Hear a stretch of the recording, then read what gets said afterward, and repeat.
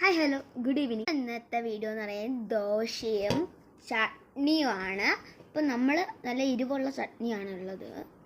പിന്നെ സാധാരണ ആരും എരിവിടാറില്ല, എന്നാലും നമ്മൾ വാങ്ങിച്ചതാണ് ചട്നി.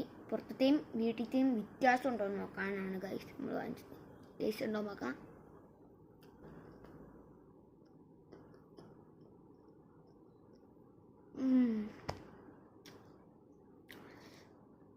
പൊളി ടേസ്റ്റ് ഗൈസ്, എങ്ങനെ പറയാന്നറിയില്ല.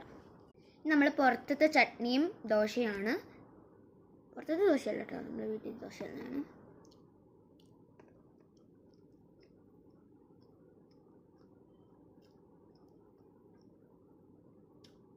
കുഴപ്പമില്ല ഗൈസ്, എന്നാലും അടിപൊളി എന്ന് പറയുന്നത് നമ്മുടെ വീട്ടിലുണ്ടാക്കുന്നതാണ്. എല്ലാവരും വീട്ടിലുണ്ടാക്കി മസ്റ്റായിട്ട് ട്രൈ ചെയ്തുക. Bye bye. ലൈക്ക് ചെയ്യണം, ഷെയർ ചെയ്യണം, സബ്സ്ക്രൈബ് ചെയ്യണം.